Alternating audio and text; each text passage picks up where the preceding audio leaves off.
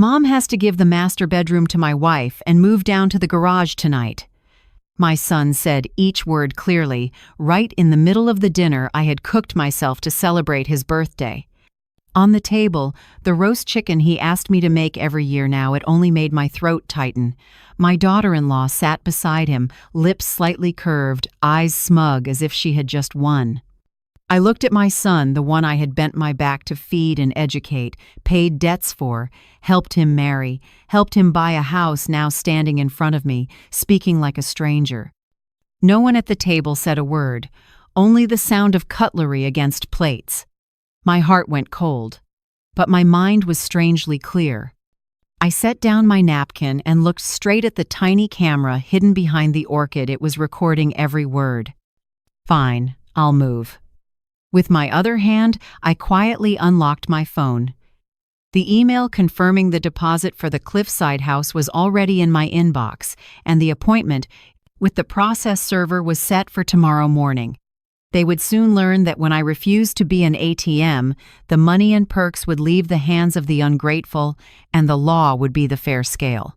If you're still listening, tell me where you're watching from. Every comment you leave is another mark in this journey. And if this story has touched you, don't forget to hit like so it can reach even further.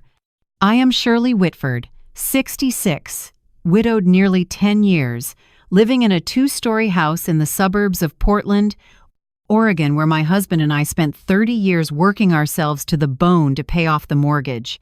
This house used to be full of my son Tyler's laughter, and it was my only pride after my husband died.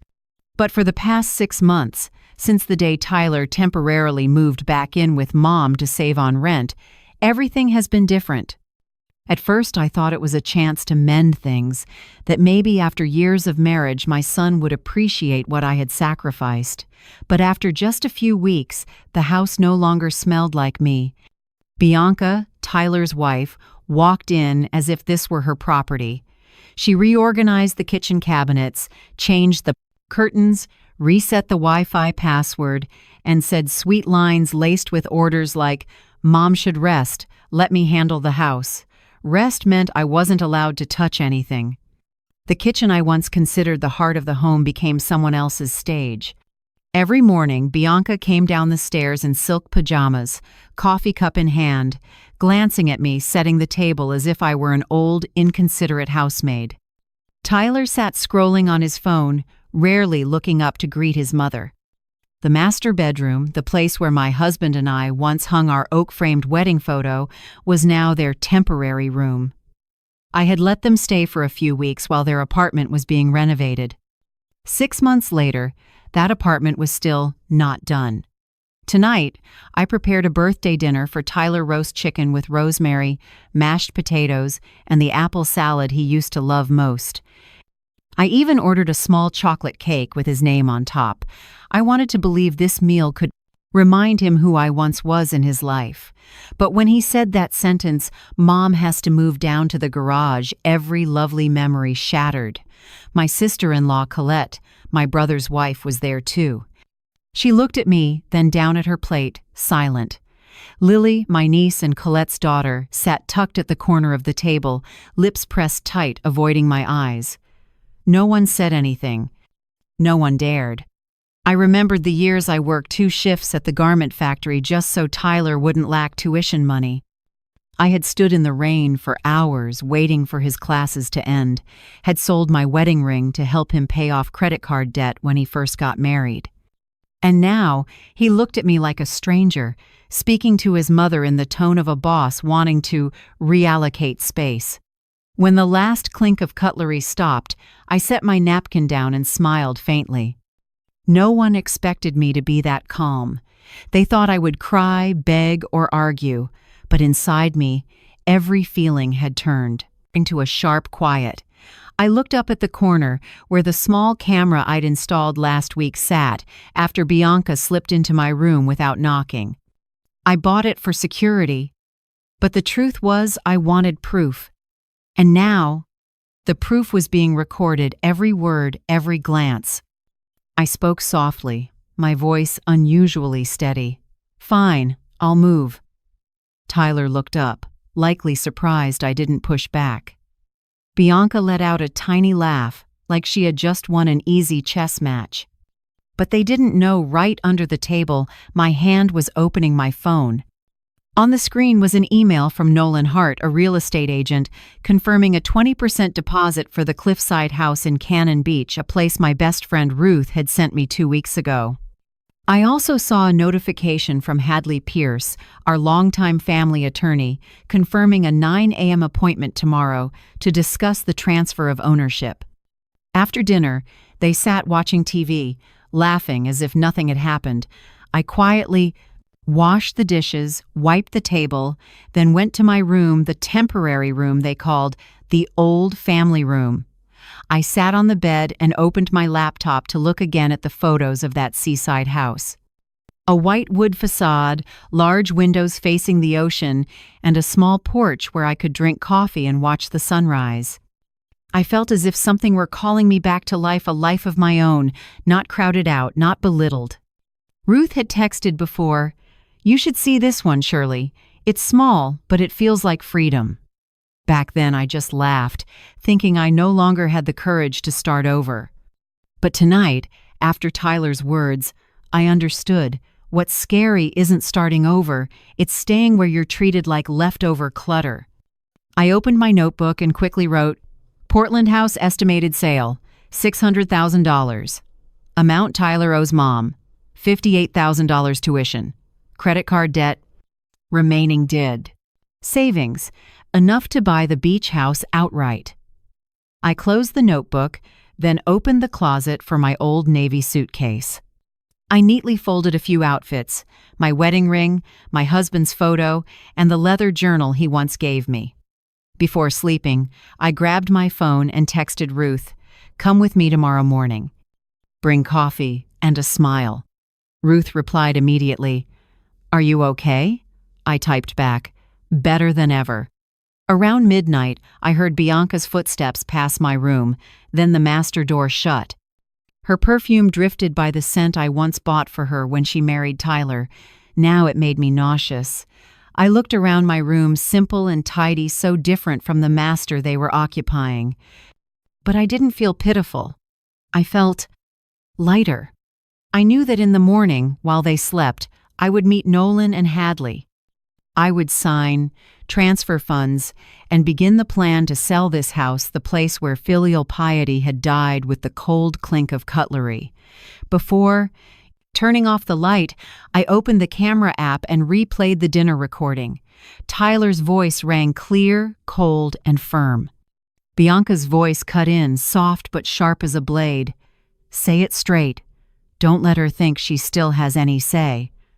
I paused the video and sat very still, not to cry, but to remember. Because starting tomorrow, everything they said, every move they made, would become evidence to protect me and the assets I spent a lifetime building. I turned off the phone, pulled up the blanket, and whispered, "They think they've kicked me out of a room, but really, they just kicked me out of a foolish dream about a family that still knows how to love." I closed my eyes and smiled, because tomorrow morning I would no longer be the compliant mother of today. I would be Shirley Whitford, the 66-year-old woman preparing for the quietest counterstrike of her life. At dawn the next day, Portland was still veiled in mist. I got up at 5 a.m., brewed a pot of coffee, then neatly folded the blanket on my bed the way someone disciplined her whole life would. In the silent house, only the clock ticked and the wind hissed through the doorframe. I looked around the small room where last night I officially accepted being pushed down and knew I was about to leave it for good. Right at 6 a.m., Ruth arrived with 2 hot coffees. "Ready, Shirley?" she asked, her voice a little husky from the early hour. I smiled and nodded. "Ready for a new day." We loaded the small suitcase and the file folder into the trunk and set off. The road to Falcon Cove, a seaside town about 2.5 hours from Portland, stretched through pine forests and gentle hills. The sun began filtering through the leaves, pale gold on the windshield. Ruth put on soft music. I leaned my head against the glass and breathed in. The smell of mist, pine sap, freedom coming soon. It had been a long time since I felt so light. No blaring TV from the living room, no. Bianca's voice talking over people.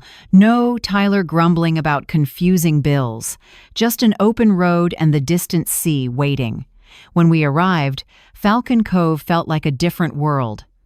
The small town tucked against a cliff line, rows of white and pale blue wooden houses. The air was salty and clear, and the waves beat like steady breathing. The sea here wasn't loud. It had the calm of something that had seen too much and chose silence. Nolan Hart, the agent, was waiting in front of the house I'd stared at in photos all week. He was around 50, tall, kind, and careful. "Mrs. Whitford," he said, shaking my hand firmly. "Thank you for coming. This place is even better in person." He opened the door, and the scent of freshly painted pine mixed with sea salt rushed out. I walked in and took my time with every detail. The cottage had only 2 bedrooms, but the living room opened to the kitchen, and natural light poured in through the big windows facing the ocean. From the porch, I could see waves crash against the cliffs, white foam leaping and falling like rain. "Listen," I said softly. Ruth tilted her head. "Listen to what?" "Freedom," I whispered.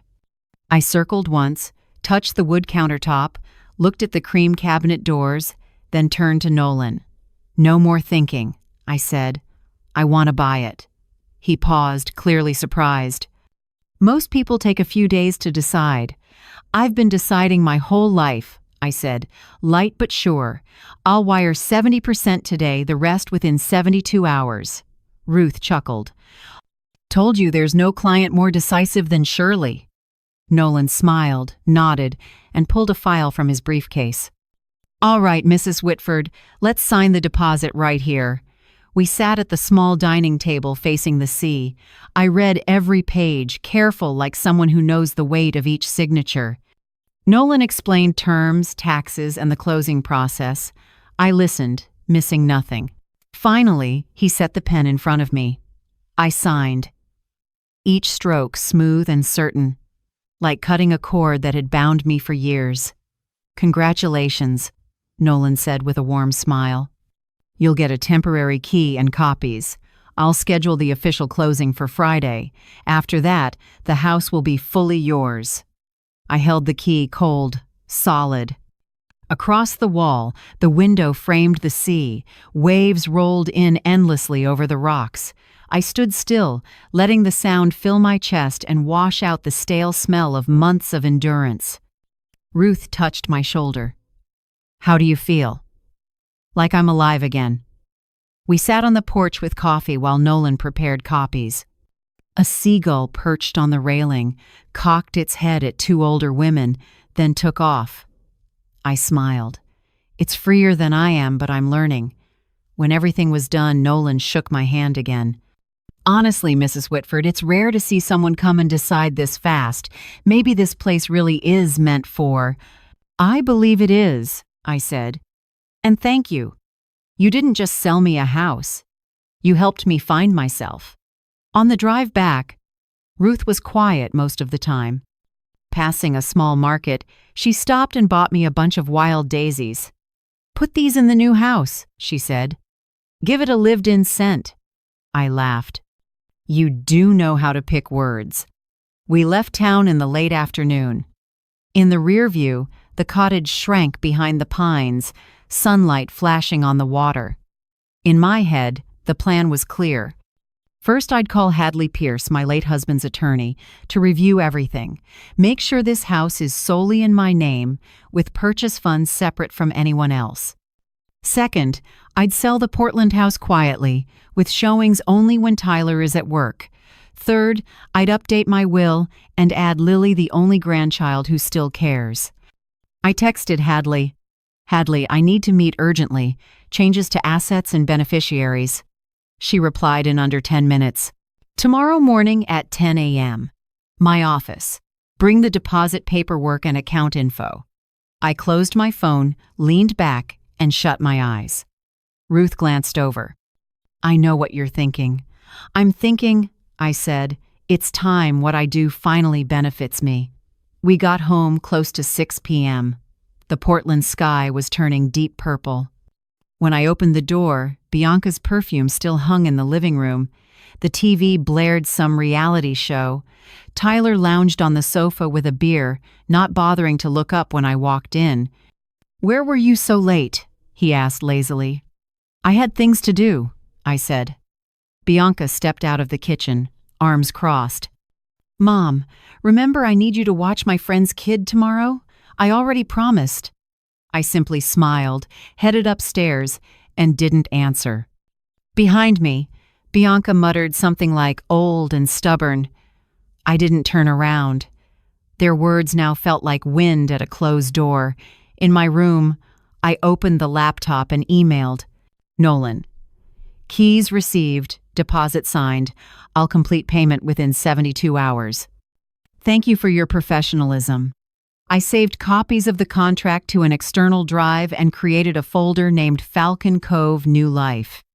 Then I logged into my bank and wired the 70% as promised. The transaction showed successful. A small line flashed. "Transaction complete." I stared at that line for a long time. A simple action, but for me, it was the line between two lives. Before shutting down, I uploaded everything important to cloud storage: contracts, house documents, photos of the current home, and the dinner video from last night. All of it encrypted, tucked into a separate storage plan. I told myself, no arguing, no fighting, no tears. Everything will be proven by action. Then, I went downstairs and cooked a small meal just for me: a bowl of chicken soup, a slice of bread, and a cup of mint tea. I ate slowly, quietly, while TV laughter drifted in from the living room like it belonged to another world. Bianca walked into the kitchen and saw me washing my dish. "Oh, cooking just for yourself?" she asked, a hint of sarcasm in her voice. I didn't reply, only turned and smiled. The smile made her pause, unsure what I knew. If she realized that in just a few days everything around her, this house, this kitchen, these comforts would no longer be theirs, perhaps she'd be less confident. Back in my room, it was fully dark. Streetlights painted watery streaks across the wall. I opened my suitcase and looked at the purchase contract tucked in the file. One sheet of paper, one signature, one new road.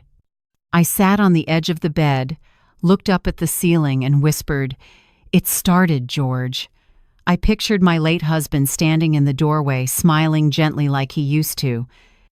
And I knew, somewhere, he was proud of the wife who took 30 years to learn how to save herself.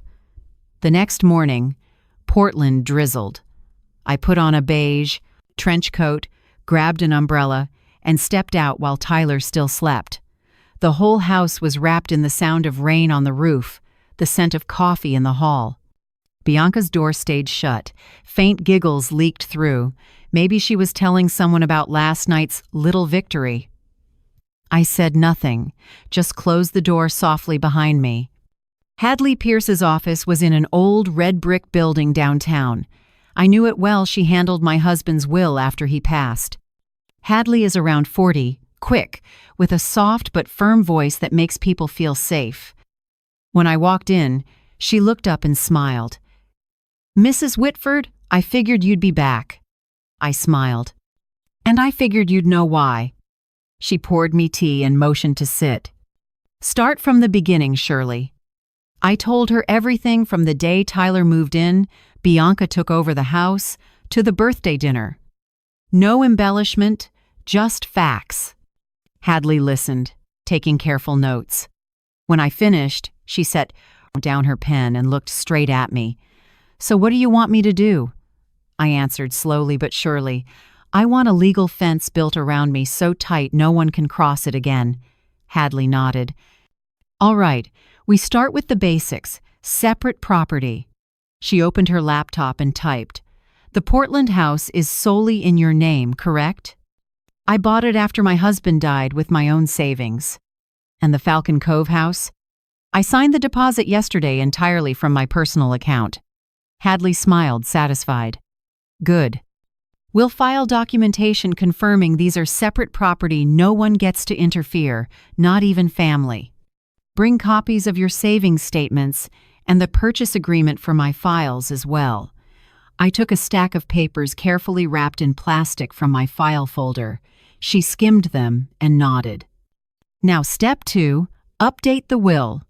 I recommend adding a no contest clause, meaning anyone who sues you without merit or challenges the will with no basis forfeits their inheritance. I looked at Hadley without blinking. Do it now. She smiled and typed quickly. I like how decisive you are. After more than an hour, the first draft appeared on the screen. She read it to me line by line. If any beneficiary challenges the legal validity of this will, their share will be voided and redistributed to the remaining beneficiary. I listened and gave a small nod. Good. I want to leave most of the assets to Lily. She's always polite, not greedy, and she's the only one who asks me, "Are you happy?" instead of, "How much money do you have?" Hadley smiled. You just captured the spirit of the will. When the legal part was done, she suggested I send a soft warning letter to Tyler and Bianca. Not a threat, she said, just a way to set boundaries in writing. Gentle, but it carries weight. I nodded, and the two of us drafted it. To Tyler and Bianca, I hope you will. Respect my space and my property. All belongings, documents, and accounts are mine alone. Please do not use or move anything without permission. This isn't coldness, it's clarity, which every family needs in order to keep love. Mom, Shirley. Hadley printed it and handed it to me to sign. Send it by email and keep a copy in case we need to show you warned them in advance. Next step, Nolan and I moved forward with the plan to sell the Portland house quietly. I asked him to list it as a private listing, only sharing it with truly interested buyers, absolutely no public posting. Nolan agreed and was careful. Leave me the spare key. I'll schedule showings when they're at work. Everything discreet. I nodded. I just want to leave in peace, without anyone knowing ahead of time. On the way home, I stopped by the post office and filed a mail forwarding request from the Portland address to a P.O. box near Falcon Cove. The clerk asked, "Are you moving?" I smiled. More like moving my life.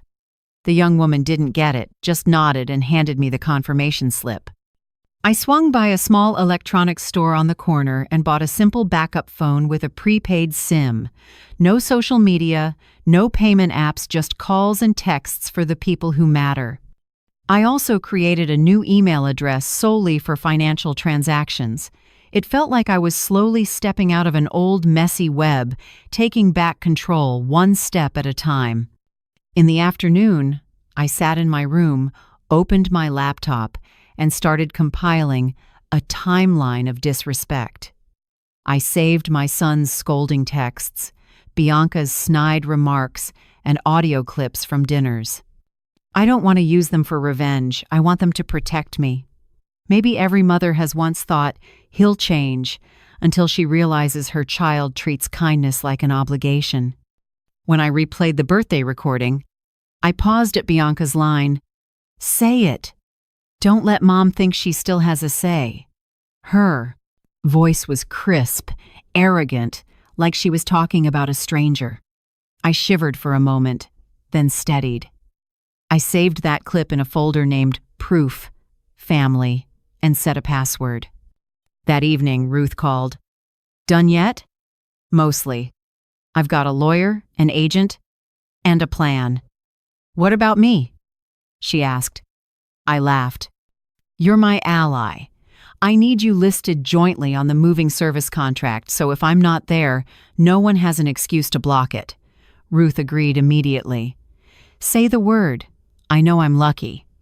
In this world, having a friend who stands next to you when you've lost everything is rarer than money. In the days that followed, I started learning to say no. No to unreasonable requests. No to the cutting remarks I used to ignore. no to the role of the mother who must always yield. In the morning, when Bianca knocked to ask for my Costco card, I simply said, no. No smile, no explanation. She froze, thinking I was joking. But when I turned away, she went quiet. Tyler asked to borrow my car. I said, no, I'm busy. For the first time in my life, I felt the power of a short word I'd always been afraid to say. By late afternoon, I started boxing up books and keepsakes. Every novel my husband once read, every family photo, every small piece of jewelry. Each item brought back a memory, some warm, some bitter. I wrapped my wedding ring in silk and placed it in a separate box. Next to it was a photo of Tyler at 4, beaming as I walked him into school on his first day. I looked at it for a long time and said softly, "You were once my pride, Tyler. But I can't be the place you pour your selfishness into anymore." Outside, the rain let up. A thin beam of light slid through the window and reflected on the wooden table. I took a slow breath, and my heart eased. On the table, the legal packet was clipped neatly. The red highlighter was still warm. Everything I needed to protect myself finally had shape. I closed. The last box labeled it books, photos, keepsakes, then sat down and poured a cup of tea. In the steam, I told myself, I've been silent too long. I don't need to shout to be heard anymore. Actions and the law will speak for me. Outside, the sky cleared. The pale gold sunset fell across the window, clean and bright. I smiled, knowing the invisible wall around me had finally been built solid, lawful, and unbreakable. A week passed after I finished the legal paperwork. The house seemed peaceful, but I knew it was only a thin mist before the storm. Bianca and Tyler sensed I was changing. No more rushing to comply, no more snapping to attention. My silence made them uneasy. On Saturday morning, Bianca showed up in the kitchen while I was making tea. She laid a long sheet of paper in front of me, crammed with items and prices. "This is the list of food, decor, and wine for our upcoming anniversary party," she said, her voice sugary to the point of fake. "Could you look it over? Can you place the order early?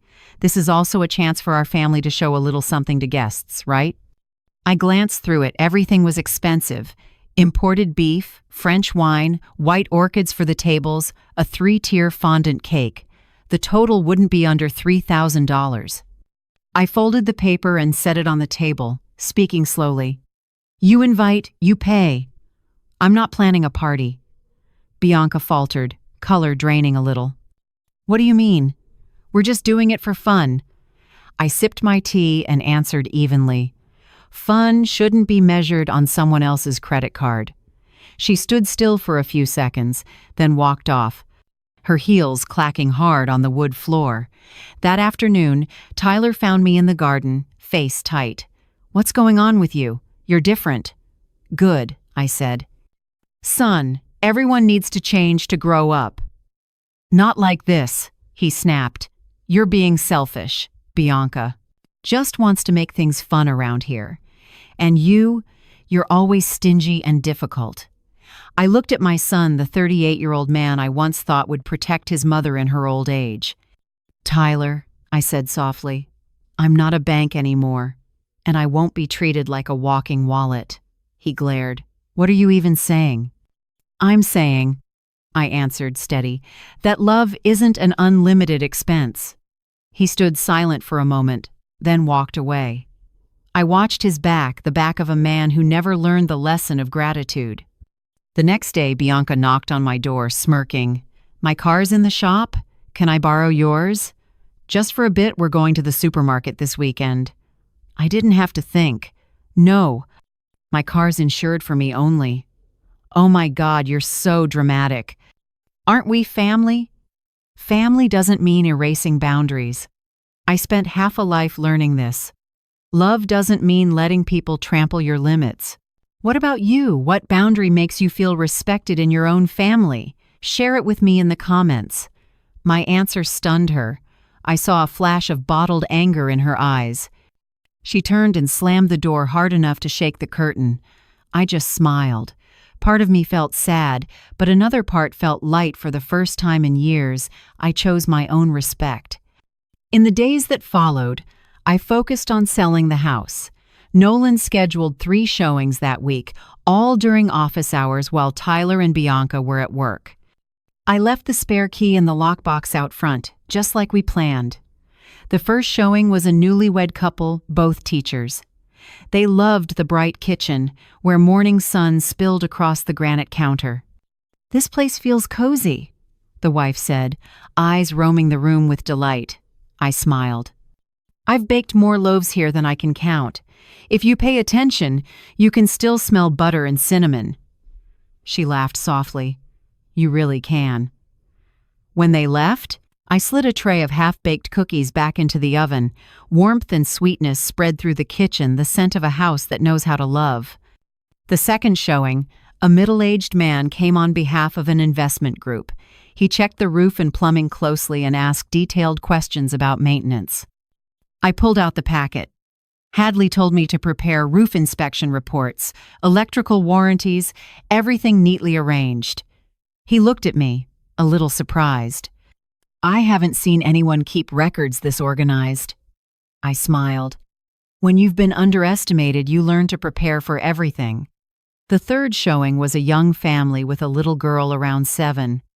She ran into the small upstairs bedroom and squealed, "I want this room." I stood on the stairs and watched, my chest tightening. I once dreamed Tyler would bring Lily to visit and she'd laugh like that. But life doesn't always follow our hopes. The mother turned to me and gave my hand a gentle squeeze. "This house feels peaceful. You'll miss it when you sell." I nodded. "Yes, but sometimes peace only comes when you're brave enough to let go." After each showing, I spritzed a little fresh-baked scent, wiped the counters, and opened the windows for sunlight. The house seemed to know I was leaving. It wasn't sad anymore, just quietly saying goodbye. One evening, while I was sorting papers in my room, my phone buzzed. A text from Lily. "Grandma, are you okay? I was ashamed hearing Dad talk to you like that. I know how much you sacrificed for him." I read it over and over, my throat tight. She's only 16, but maybe the only one left in the family who still understands kindness. I texted back, "I'm okay, honey. Focus on school. Remember, respect is the best meal you'll ever have." I put the phone down, tears threatening. But I didn't let them win. I want Lily to see a strong grandmother who never bows. Around 8 p.m. I got a voice message from my sister-in-law, Colette.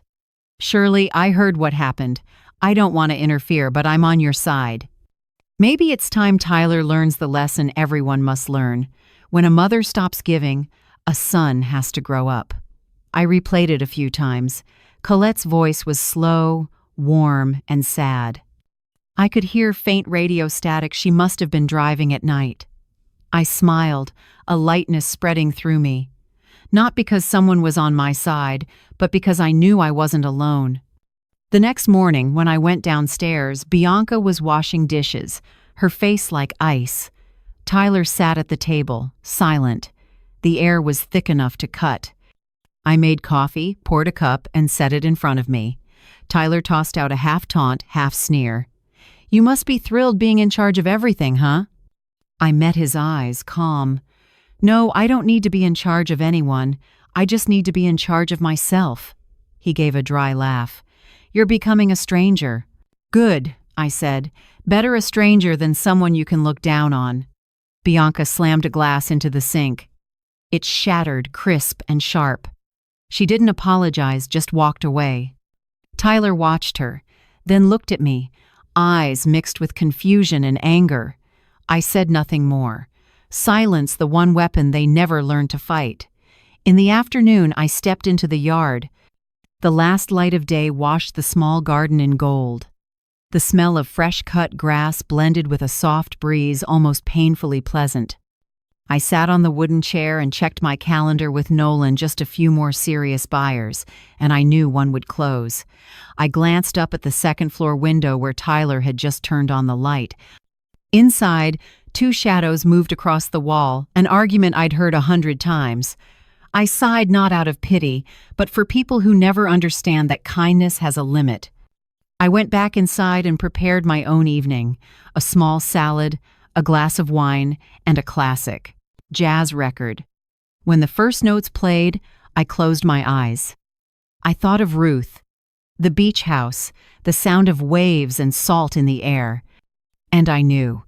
Just a little longer, and my freedom would finally have a shape. On Monday morning, Portland was foggy. I was making coffee when the phone rang. Nolan Hart.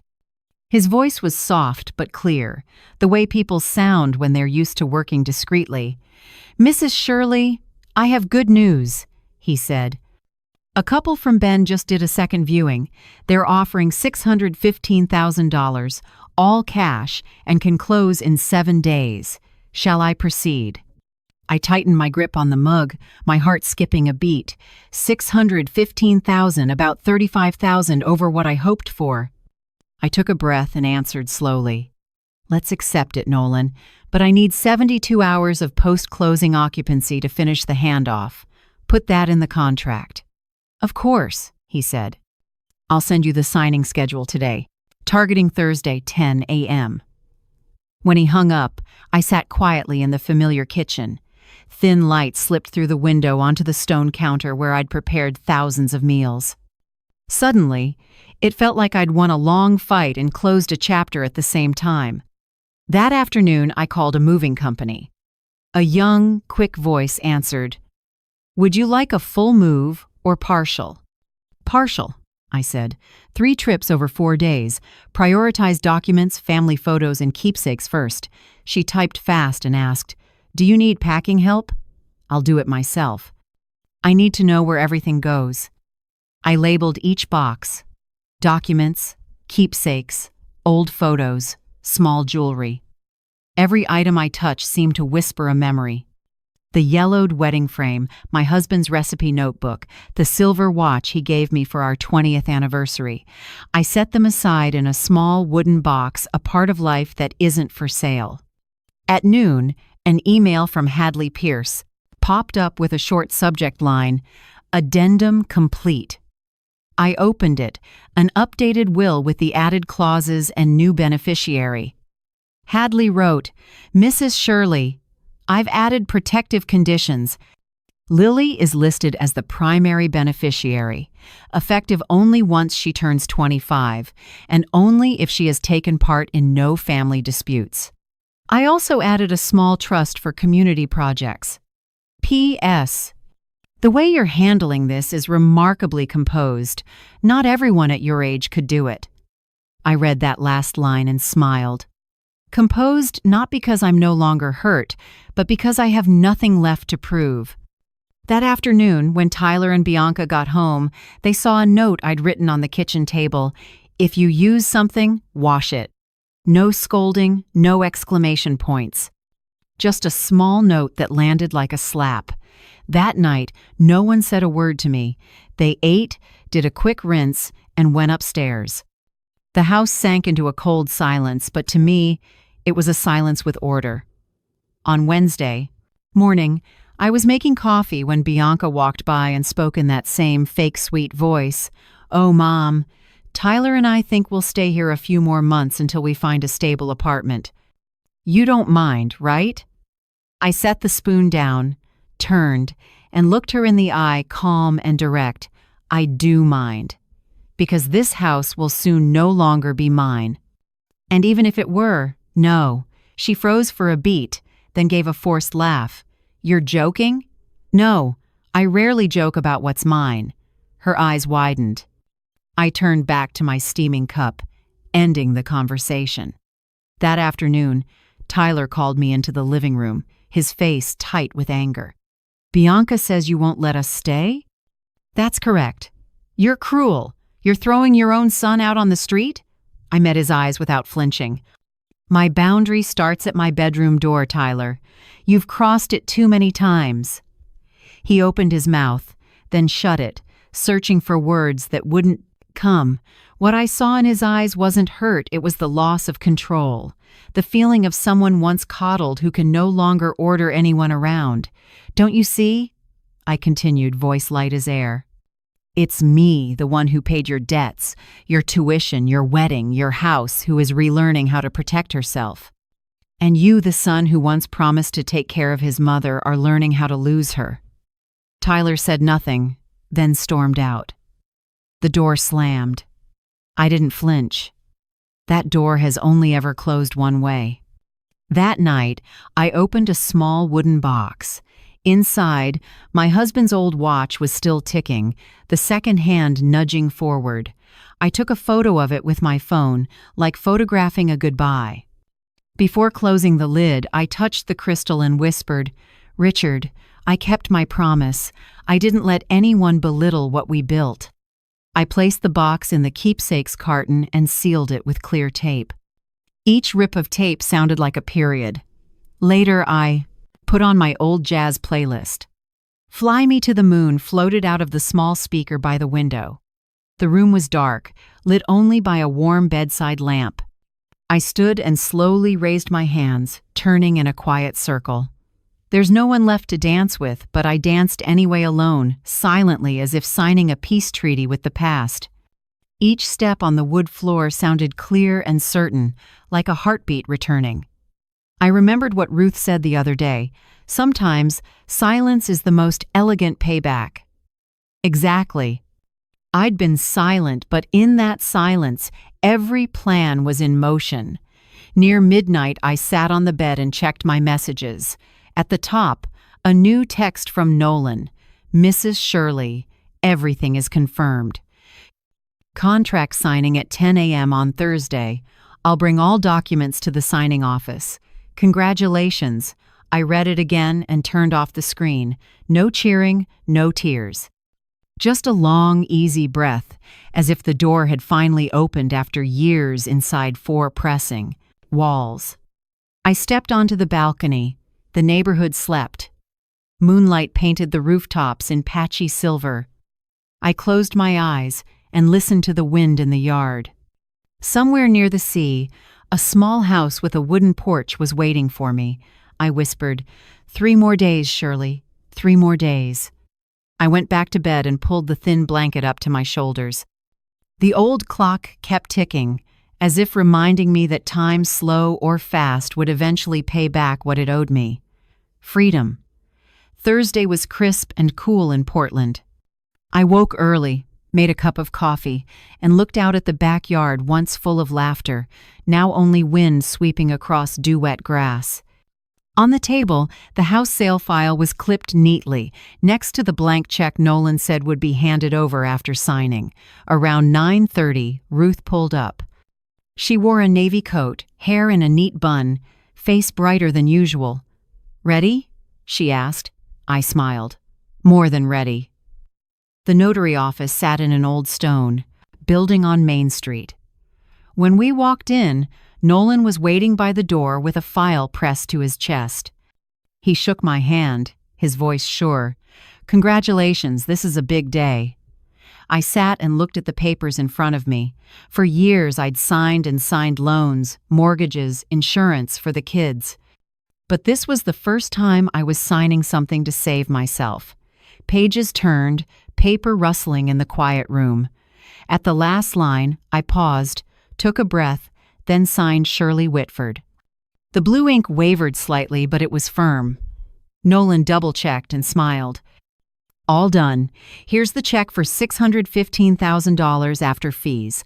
I recommend you deposit it straight into your separate account, as we discussed." I nodded. "Thank you, Nolan." Ruth was beside me, her hand warm and steady over mine. "See?" she whispered. "Sometimes freedom doesn't come from the doors we open, but from the one we dare to close." I smiled, but my chest felt both heavy and weightless. It ended in a few strokes of a pen, 30 years wrapped into a few minutes. After signing, we had lunch at a small place nearby. I ordered clam soup and a glass of white wine. Ruth raised her glass.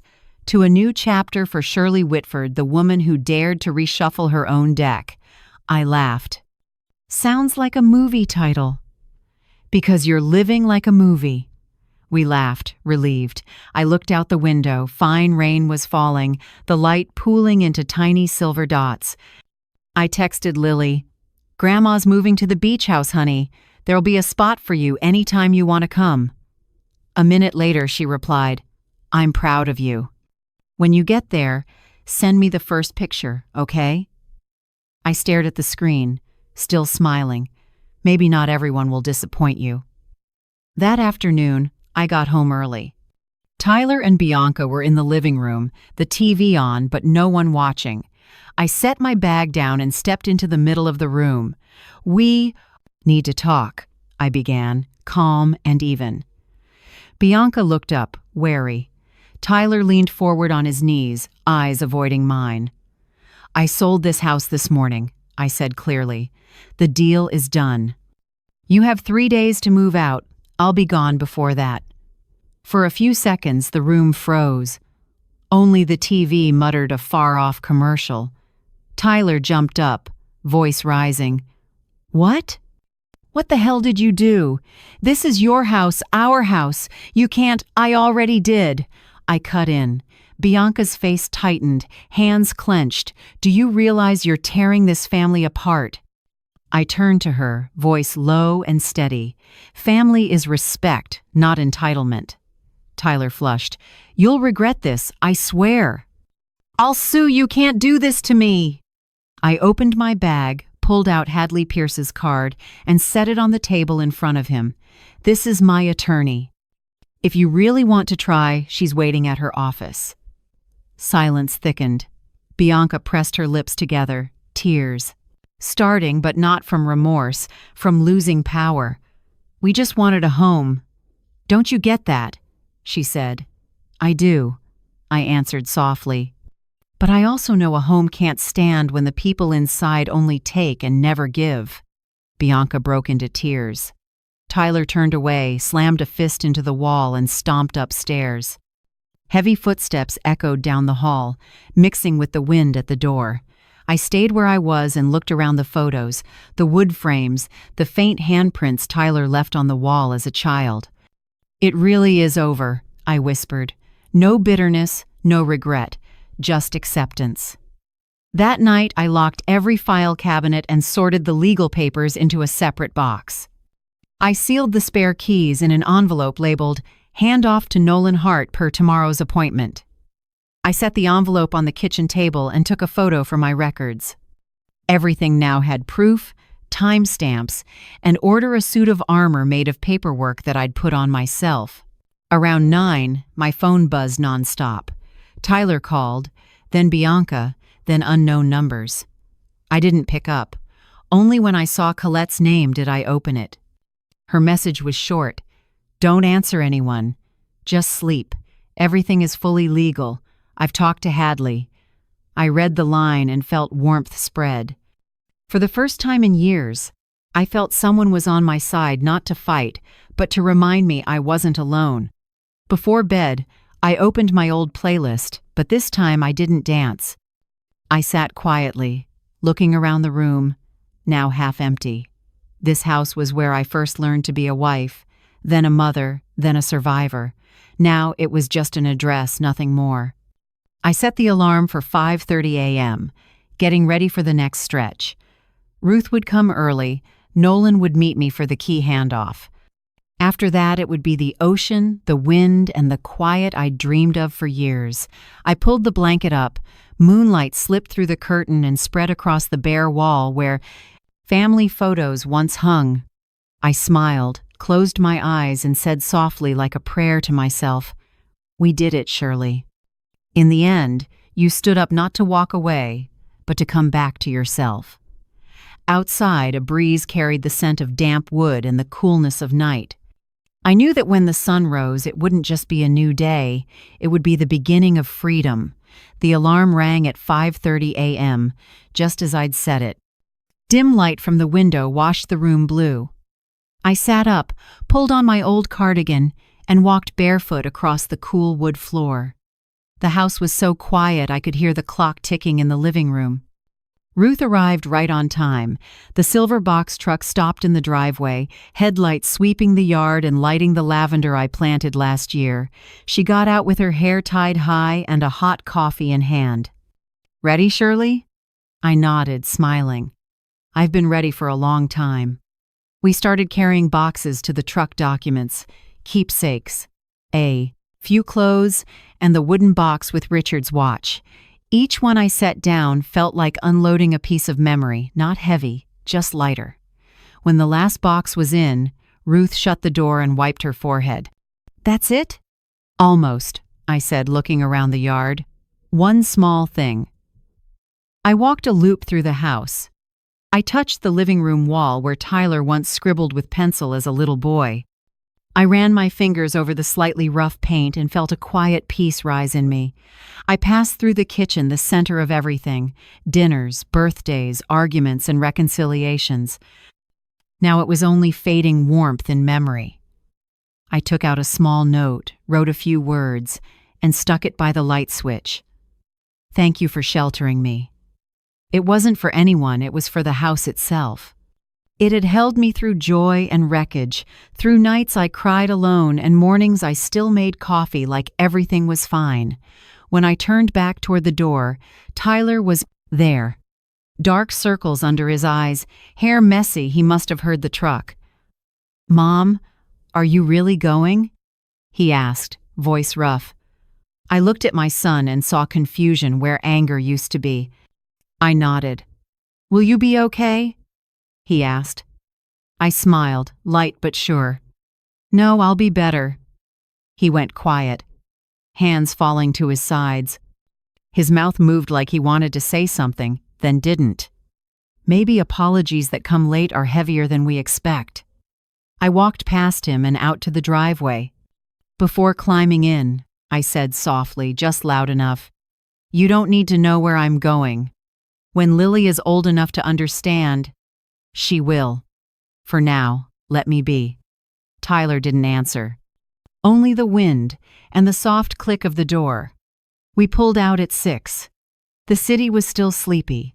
Thin fog wrapped around the streetlights. Portland shrank in the rearview rooftops. Streets, familiar turns like pieces of old photographs. 2 hours along the Oregon Coast Highway, and by the third bend, the clouds opened to a silver horizon. Sunlight hit the water, scattering bright reflections. Ruth cheered, "Look, Shirley, the sky just opened." I laughed, like a kid seeing the ocean for the first time. Salt air slipped into the cab, mixing with the new wood smell from the boxes behind us. I closed my eyes and let the wind catch my graying hair. 2 quiet hours passed without needing words. Freedom, it turns out, isn't loud. It's simply not having to explain yourself anymore. When we pulled up to the little cottage in Falcon Cove, the clock read 10:15 a.m. The house sat on a slope, porch facing the ocean, gray shingles and white trim. Yellow wild daisies grew along the fence, and the smell of new wood rose up when I opened the door. I stepped inside, and the first thing I felt was the smell of freedom, the floorboards, the damp salt air, the light flooding every corner. Through the big window, waves smashed into the cliffs, white, powerful. Ruth circled the big rooms, clapped like a child. "Oh my gosh, this place is perfect, Shirley. If I had a house like this, I'd never go back to the city." I laughed, setting my bag down. "There's no reason to go back." We started unpacking. I hung Richard's photo on the wall where the sunlight fell best. Noonlight glowed across his smile, gentle as ever. "See?" I whispered. "We're near the ocean again. I kept my promise." Ruth paused and smiled at me. If he could see this, he'd be proud. By afternoon, we sat on the porch. The wind and gulls, the steady rhythm of waves. Ruth poured 2 glasses of white wine and handed me one. "A toast," she said, "to women who know how to rescue themselves." I laughed and clinked glasses. "And," I added, "to freedom that doesn't ask permission." We drank. The cold wine slid down with a sweetness and a little bite like my life, just enough bitterness to make the sweet feel honest. We sat for hours without talking. The ocean stretched to the horizon, the light slowly turning gold. Each wave against the rocks felt like a slow, steady heartbeat telling me it truly was over. When night fell, I went to the small bedroom. The thin curtain moved with the sea breeze, moonlight laying a silver film across the floor. I lay on the new wooden bed and listened to the far-off surf, gentle and even free of ties. Ruth slept in the next room. Her steady breathing joined the night sounds, making the little house feel alive and warm. I looked around. Richard's photo, the keepsake box, the window cracked open, simple, but enough. No one knocking for a signature, no shattering glass, no prying eyes. I whispered to myself, "We did it, Shirley. And this time, your sleep doesn't have to be on guard."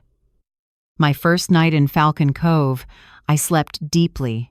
No dreams, no past, no future.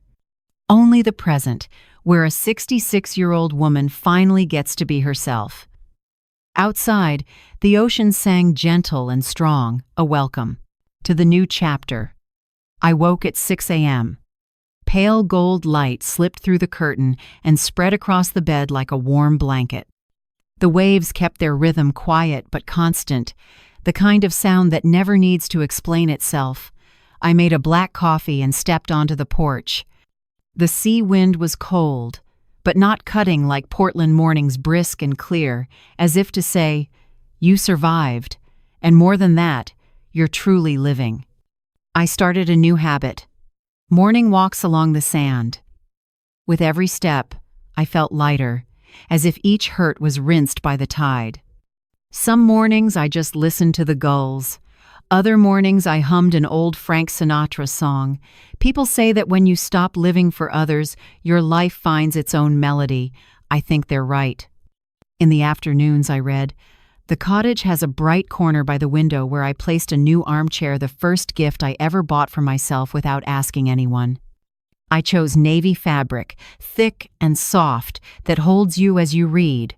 On the side table, there's always a half-read novel, a cup of mint tea, and Richard's gentle smile in a frame. At night, I called Lily. She shared school stories, drama club, then asked, "Grandma, are you sad living alone?" I smiled at the glittering sea. "No, honey, I'm not lonely. I'm at peace." I heard Lily exhale. "You sound like a movie. I've got a break coming next weekend. I'll catch a bus to see you." I laughed, warm as the tea in my hands. "I'll be waiting." A few weeks later, I eased into small-town life. Each morning, I joined a seaside walking group, retired women with silver hair and bright eyes. May, round and loud laughing, was the first to chat me up. "We call this the Nobody Needs Rescuing Club," she said, swinging her arms. "Great name," I said. "It's true." She shrugged. "We spent our lives rescuing others now. It's time to let the ocean rescue us." There was Judith, a former high school teacher, and Harper, once an Army nurse. Everyone carried a scar, but no one complained. They told their stories the way people talk about the weather. I didn't feel out of place. I felt like I'd come home. One afternoon, Harper invited me to a pottery class at the community center. I hesitated, then remembered what Hadley said. Freedom isn't only getting out, it's daring to try. So I learned to work clay hands, shaky at first, then steady. Some days I came home with muddy fingers and a heart as giddy as a child's. Then yoga class, choir night, and tea at the library.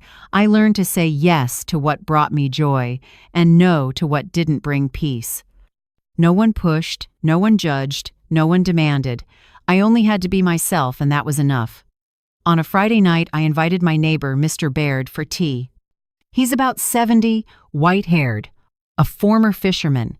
He brought homemade honey and a long story about the 1996 storm when waves nearly 30 feet high took a ship. He was the only survivor. I listened without interrupting, topping off his mint tea now and then. When I grabbed that plank in the wind and rain, I thought, if I make it, I won't waste a single day on regret, he said. I smiled. Sounds like you and I have something in common. Both learned to swim out of the sinking? And grateful we did. I said. We touched cups lightly, steam blurring the tabletop. No more philosophy needed, just the quiet of two people who came through storms and still had a peaceful place to sit. A few days later, an email from Nolan arrived. Subject: Portland house handoff complete. He attached a photo. A young couple in the yard. The wife planting red roses. A toddler wobbling with a tabby cat. Under it, he wrote, "They said the house feels unusually warm. Thank you for leaving it in perfect shape." I looked at the picture and smiled. The house finally has new people to love it, I told Ruth on the phone, and you have a new life to begin, she said. That afternoon, Hadley sent the finalized will. There was a new clause, respect condition for inheritance. It stated, a beneficiary will receive assets only if they have shown respect toward the decedent, with no acts of insult, coercion, or defamation. I read the line and felt like I'd closed the last door on the past. I signed electronically and sent it back with a short note. Thank you. At last, I can leave something that isn't just money, it's a lesson. Late that night, I opened my laptop and set up a dedicated account for the Seabird Foundation. I chose the name because I see seabirds skimming the waves each morning, free, bold, needing no directions. The mission was simple: help older women who've been mistreated or sidelined by family, give them shelter, teach independent living skills, and make sure someone listens. I wrote the description in my own story's words and ended with, sometimes what you need isn't someone to save you, it's someone to believe you deserve to live. Before bed, I sat in my new navy armchair and wrote in the small notebook Ruth gave me. With a purple pen, slow and even, I wrote, "Freedom is a habit, not a destination. Every morning I choose to walk, to laugh, to be quiet, to love my life. Each choice is a small exercise in freedom." I closed the notebook and set down the pen. Outside the window, the moon hung over the water like a pearl. My phone buzzed Lily's text. "Grandma, I just booked my bus ticket. I'll come this weekend. I want to help you plant flowers on the porch." I smiled at the message. "I'll be waiting, honey. And this time, the flowers will bloom for joy, not to hide sorrow." I set the phone down and leaned back. With the far-off surf and the lingering scent of mint tea, my heart felt calm as low tide. Nothing left to prove, no one left to appease, just a woman who learned to live without asking permission. On Monday morning, I'd just poured coffee when the phone rang. Colette's name lit the screen. Her voice trembled with emotion. "Shirley, I just spoke with Tyler." I waited. "I told him straight," she said. "If a mother has to sell her house to find peace, the fault is never hers." Tyler didn't argue. He was quiet for a long time. Then he said he just wants to apologize. My hand tightened around the cup. Morning light crossed the wood table in woven bands like breath. I answered softly, "Maybe, for the first time, he's beginning to understand." Colette gave a small, lighter laugh. "I think he's really changing. He isn't angry at you anymore, just ashamed." I closed my eyes and smiled, sad and gentle. Regret always arrives late, but at least it arrived. That afternoon, I opened my email. There was a long message from Bianca. The first line alone made me stop. "I don't know where to start, but I want to tell you I'm sorry." The letter ran. Nearly 2 pages. She wrote about a childhood short on affection, about a strict mother who demanded perfection. She said she'd carried that resentment into her marriage and unconsciously dumped it on others, especially me.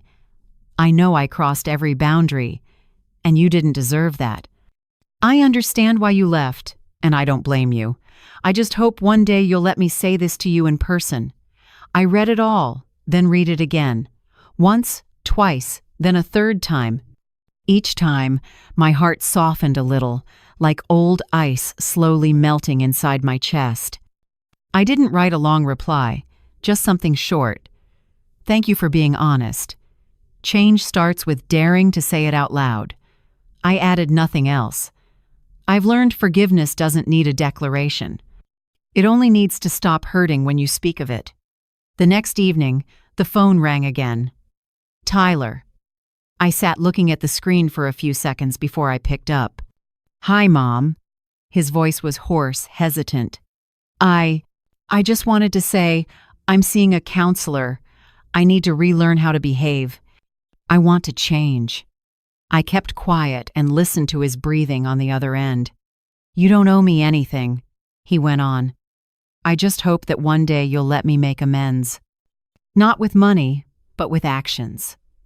I answered softly, Tyler, I'm listening, but I'm not going back. Some roads should only be walked once, do you understand? He was silent. I heard wind hissing on the street where he was, then his voice, small and shaky. I understand. Just 2 words, but I knew for the first time he truly understood. I hung up and sat for a long while, staring at the dark screen. No tears, no anger. Only the quiet of someone who no longer needs to prove right or wrong. The next morning, Hadley called, professional yet warm. I heard Tyler reached out, she said. I'm happy for you, but I have to repeat anything involving money. Keep it in writing. No verbal promises, no transfers, no help unless it's clearly documented. I smiled lightly. I understand. This time everything goes through the law, not through goodwill. Hadley chuckled. Exactly. Kindness doesn't need to be proven with a wallet. That afternoon, my friends from the beach group suggested a dinner. May said, let's call it a sea salt supper, because every dish will be salty in the best way. I made butter lemon baked cod, Harper brought a crisp lemon tart, and Judith handled the seaweed salad. We set the table on the porch, the wind lifted the tablecloth, and the wine glasses caught the sunset. You know, Shirley, May said, we don't need a reason to celebrate anymore. Being alive, breathing, and laughing, that's enough. I clinked glasses with them and smiled for real. And for daring to start over at an age when people assume we only know how to wait. Dinner lasted until the moon rose. Laughter drifted with the wind and blended into the sound of the waves. I realized peace isn't isolation, it's being with people who don't require you to pretend. A few days later, Ruth went back to Portland to handle her own things. She hugged me before she left. I'll be back soon, but if you need me, just call. I nodded, squeezing her hand. I'm okay, Ruth. This time being alone isn't scary anymore. She smiled, eyes warm like early summer sunlight. I know. Because you're not alone, you have yourself. When her car disappeared down the little slope, I stood on the porch watching until the taillights vanished behind the trees. The waves kept breaking, the wind kept blowing, and I felt a strange, steady calm. That night, the wind picked up. A small storm, the locals said. But to me, it was the first test of the new house. I wedged pillows against the window frames, made a mug of hot cocoa, and put on jazz Autumn Leaves. The saxophone slid through the room like a ribbon of smoke. Outside, wind hissed over the shingles and rain tapped the glass. Inside, the warm yellow light washed over wood walls. Everything felt like a heart resting after weathering a squall. I curled up in the armchair with a blanket and took a sip of cocoa. Cinnamon and chocolate mingled and filled the room. I thought about the past, the storms, real and metaphorical, I'd been through. I used to be terrified whenever the waves rose, always trying to hold the roof together. Now, I simply brace the windows and let it pass. Because some things are won by staying still. The next morning, when I opened the door, I froze. The sky after the storm was clear as glass, and over the sea, a double rainbow arced bright across the far cliffs. I grabbed my phone and took a few photos. One shot caught the light glimmering on the water, with my little house tucked between the two bands of color. I sent the picture to Lily with a short line, "I'm okay, and I think this rainbow is the sky's answer to every right thing we dared to do." A few minutes later, she replied, "It's beautiful, Grandma. I believe that rainbow was just for you." I looked at the screen and smiled. Outside, waves kept their rhythm, gulls wheeled in the air, and I understood some signs of change don't need noise. They appear when you're brave enough to stand still in a storm, then smile at the rainbow after. Lily arrived on a bright Saturday morning. I had just carried my chair onto the porch when I heard the bus stop at the top of the slope. She hopped off with a backpack, hair in a high bun, eyes shining like the last time I saw her in Portland. "Grandma," she called, then ran down and hugged me so tight I laughed. "You're the bravest person I know," she said, voice wavering with emotion. I smoothed her hair, a faint lemon scent from her shampoo. "Thank you, honey, but I just did what needed to be done." She stepped back, looked around the little house and squealed, "Oh my gosh, it's beautiful. I get why you chose this place." I smiled and led her inside. The house seemed to brighten with every step she took, as if young joy had blown in with the sea breeze. We made lunch together. I chose fresh fish from the morning market. Lily chopped veggies and mixed lemonade. She talked non-stop school, friends, her dad. When the smell of baked fish filled the kitchen, I carried the small wooden table out to the porch. The sea sparkled, the breeze was gentle, gulls glided against the clear sky. We sat across from each other, eating and talking. "Grandma," Lily said, lifting a bite of fish, "we're learning about personal boundaries at school. The teacher said if you don't set them, other people will define you for you. I think you taught me that with your life." I looked at her, a soft pride rising in me. "I didn't set out to teach anyone, Lily. I just learned to stop hurting myself. When you do that, people have to change how they treat you." She nodded thoughtfully. "I think Dad is changing too." I was surprised. "Really?" She smiled. "He's not raising his voice as much. These past few weeks, he's been doing his own laundry, washing dishes, and he apologized to Aunt Colette for leaning on her too much. He's looking for a cheaper place near work. He says he wants to pay his own way and not rely on anyone." I listened, both glad and sad. Part of me still loves that boy, not because he hurt me, but because he's learning the lesson of late-blooming maturity. "I think your dad is headed the right way," I said. "But remember, real change doesn't come from promises, it comes from quietly keeping them."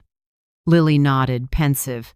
"You know, I think he's doing it because he feels guilty about you." He said, "Mom gave me everything, and I kept asking for more." I exhaled. If he can say that, that's a good sign. No one is perfect, Lily, but knowing when to stop, that's the start of making things right. In the afternoon, I taught Lily something I call a life budget. We sat at the wooden table, each with a sheet of paper. I drew 3 columns: money, time, energy. You'll have all 3 your whole life, I said, but not always enough. So you have to allocate. She rested her chin on her hand, intrigued. Like managing finances? Similar. I smiled. Except this is your soul's account.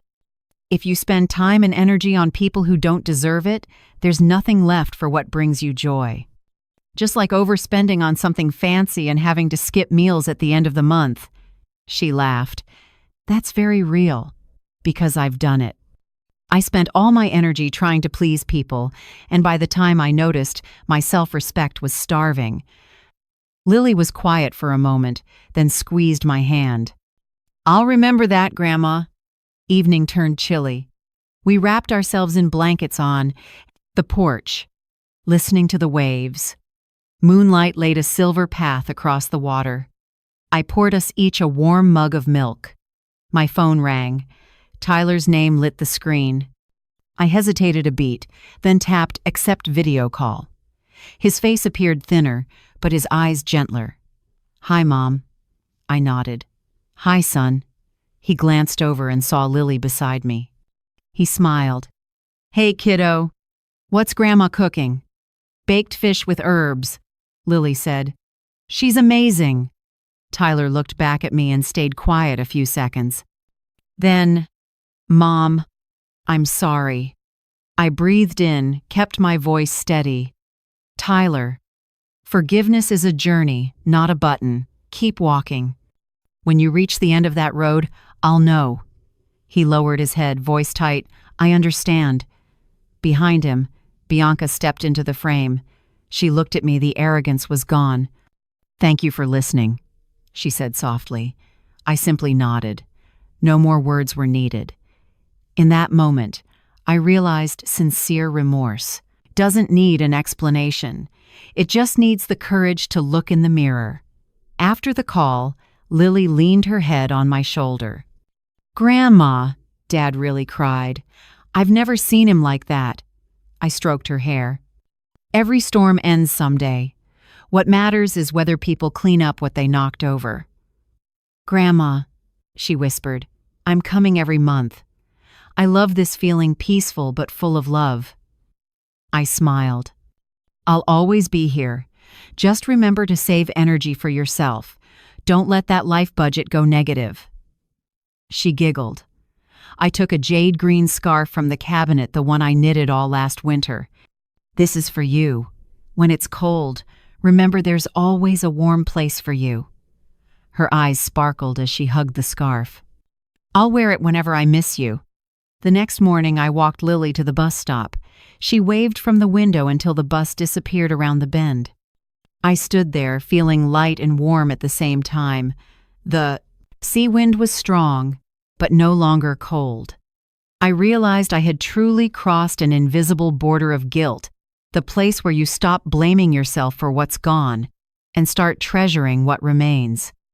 Back home, I made tea and opened the windows to let the light in. My phone lit up with a text from Lily. "Made it back, Grandma. Sending our photo." The picture popped up, the two of us grinning on the porch, the sea sparkling behind us, and a faint rainbow in the distance. I printed it, slipped it into a small wooden frame, and hung it by the bookshelf right above my favorite blue armchair. Looking at the photo, I saw my old self and my new self, two women sharing one smile.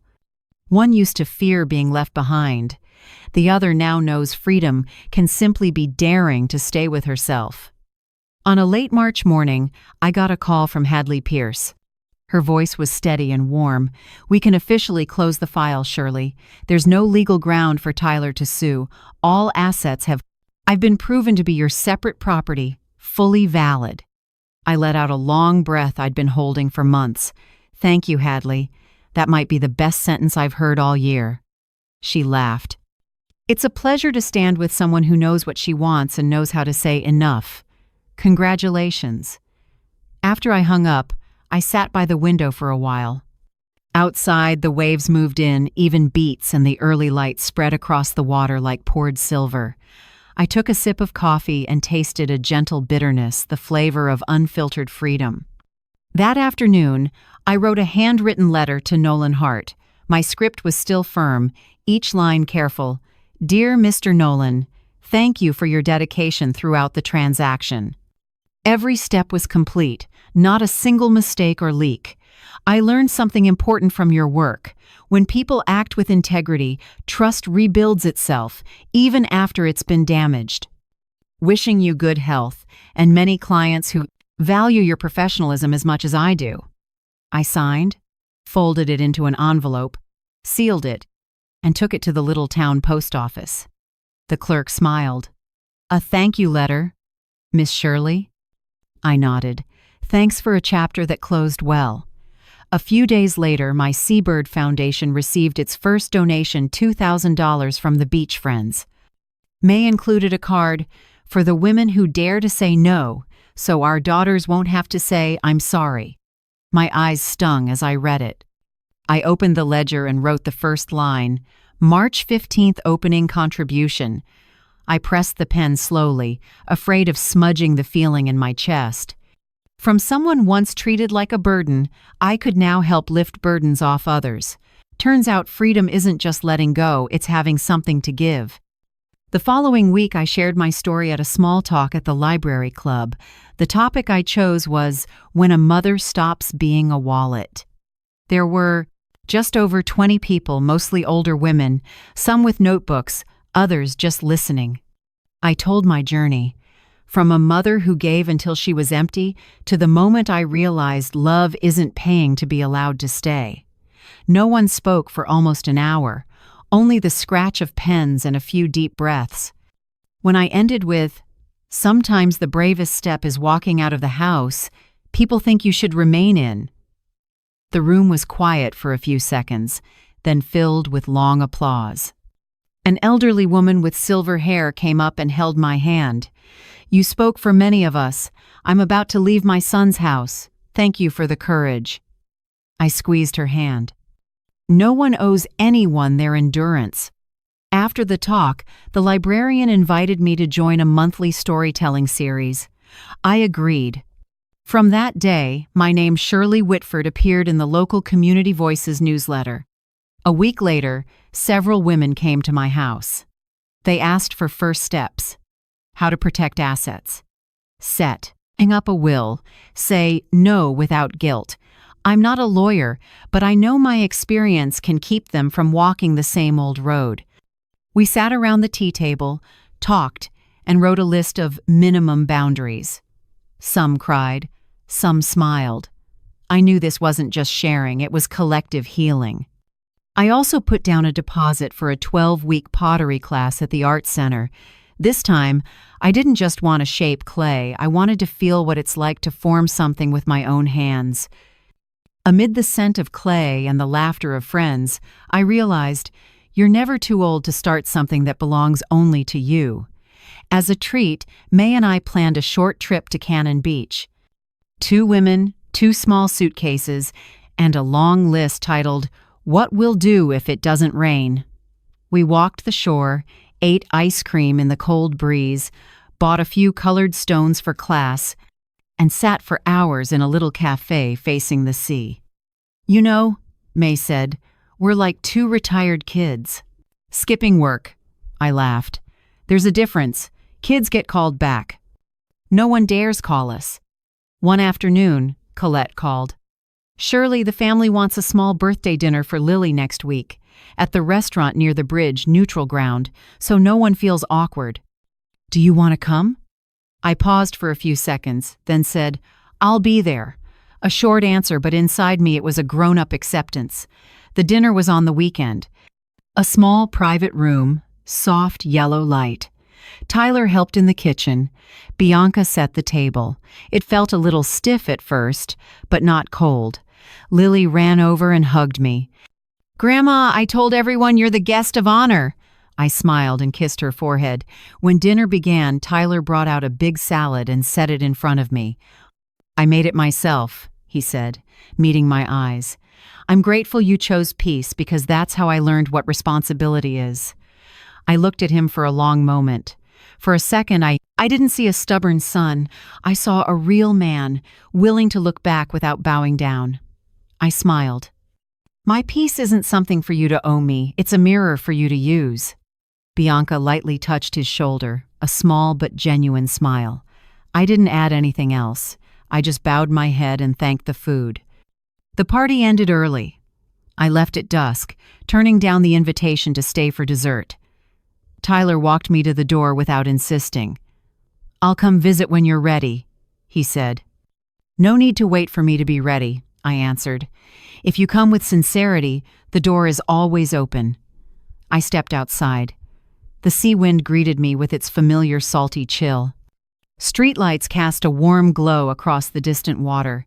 I drove home and opened the little cottage. The sound of waves echoed back like a welcome from an old friend. I made a cup of tea and sat on the porch, looking at the night sea. Somewhere inside, I knew every circle had closed, every wound had healed. I was no longer the mother who had to leave to find peace, but the woman who had come back to where she truly belonged. That morning was strangely mild and clear.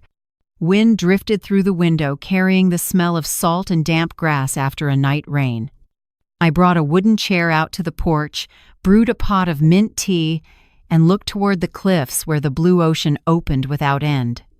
The sun had just lifted over the horizon, the first light gilding the water. I opened my worn brown journal, took a pen, and wrote slowly. At 66, I learned to say, I am here, not to be seen by others, but so I can hear my own voice. The line looked small on the wide page, but to me, it closed an entire chapter gently. Around 9 a.m., the mail carrier knocked. "A package for you, from Portland." I was surprised. Few people knew this address besides Ruth, Hadley, and Lily. I opened it and found an old photo frame, Tyler at 5, sitting on my shoulders, laughing so hard his eyes nearly disappeared. Behind the photo was a handwritten letter. His writing was still strong, slanting slightly left like when he was little. "Mom, I found this photo while cleaning the cabinet. Seeing it, I realized something. Real love doesn't demand. I used to think love meant holding on, making people stay. Now, I know love means letting them be free. I'm learning to love the way you taught me, with respect, not with a hope to be forgiven. I love you, Tyler."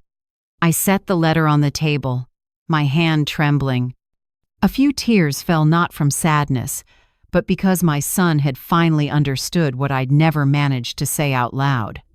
I smiled, wiped my eyes, then placed the framed photo on the shelf by the tea table, right under the picture of me and Lily by the ocean. 2 generations, 2 beginnings in the same peaceful view. That afternoon I called Ruth. "Guess what? I just got a gift from Tyler." "A handwritten letter?" Ruth's voice brightened. "Yes, with a photo. And I think it's time to start the workshop we talked about." Ruth laughed. "You mean kind boundaries, right? I'll contact the library. Let's actually do it." When the call ended, I sat for a while, listening to the waves offshore. A thought crossed my mind. Every action I'd taken, every refusal, every quiet moment had slowly become a guiding light for others. News about the Kind Boundaries workshop spread faster than I expected. May, Harper, and Judith offered to post it on the town bulletin boards. Harper even said at our meetup, "Shirley, you have no idea how much you saved us from clinging. We used to think sacrifice was love." I laughed. "No clinging just wears you out. Love makes you lighter." The whole group burst into laughter, our voices mixing with the sea breeze. I looked at them, women once broken by being dismissed, now sitting together, laughing freely like children forgiven. And I knew this was the best thing I'd ever built. In the afternoon, Lily showed up with a bouquet of yellow wildflowers. "I just wanted to surprise you," she said, beaming. I pretended to scold her gently. "You almost gave Grandma a heart attack." We went into the kitchen, and I showed her how to bake lemon cake using my mother's old recipe. The scent of lemon filled the house, clean and bright. "Grandma," Lily said as we took the cake out of the oven, "I think you should teach cooking someday. Everything you make smells like peace." I laughed. "I cook to remember, not to forget. But if you want, we'll do it together." We brought the cake to the porch and ate while watching the sunset. Golden light stretched across the ocean, stunningly beautiful. I took a selfie, hair a little messy, no makeup, but bright eyes and an honest smile. I sent the photo to the family group with a short line, "I'm okay." Just 2 words, but the strongest declaration of my life. Not that I survived, but that I'm living. Night fell and a light breeze slipped through the window frame. I opened my journal again and wrote, "I used to think I only existed like a quiet shadow behind others. Now I know. I don't need anyone to shine a light on me. I am my own light." I set the pen down and looked out at the night sea. A full moon hung high, its reflection like a silver streak along the cliffs. I poured another cup of tea, breathed deep, and felt an easy calm settle in. The next day, Ruth and I started a virtual meeting with the library team to prepare for the workshop. A suggested subtopic was, learning to say enough without feeling guilty. I smiled. That's exactly what took me nearly a lifetime to learn, Ruth said. You didn't just learn it, you make other people want to learn it too. You're proof that loving yourself isn't selfish. I was quiet for a moment, then said, maybe you're right. I used to think silence was submission. Now, I understand that sometimes silence is how you keep your dignity. Everyone nodded. The meeting ended with good spirits, and we planned to meet next week at the library. That night, Lily slept over. She curled up in the living room, absorbed in her book. I stepped onto the porch, the night wind carrying a salty mist. In that moment, I knew every circle in my life had closed not with hatred, but with understanding. I was no longer the mother who bowed her head and endured, no longer the wallet that stayed open, and no longer the shadow standing outside other people's happiness. I am Shirley Whitford, a woman who can start over at any age. When I closed my journal, the waves were still rolling under the cliffs. I smiled, lifted my tea, and felt the warmth move through my fingers. Tomorrow's sunrise would come again, and this journey, the journey of living true to myself, was only beginning. If this story made you pause for even one beat, tell me, what city are you listening from? And from what kind of home has your heart once been stirred? I believe each of us has had to learn to say enough, not because love ran out, but because we needed to love ourselves more. Leave me a comment about the moment you stood up, walked away, or simply said, I'm okay. I'll read every word with gratitude and care. If you want to walk with me through more stories of renewal, of courage and healing, please like, subscribe, and stay a little longer. Thank you for listening all the way to this moment. Every view and every share from you is like a small light along my shore, so even when the night is deep, I know I'm not alone.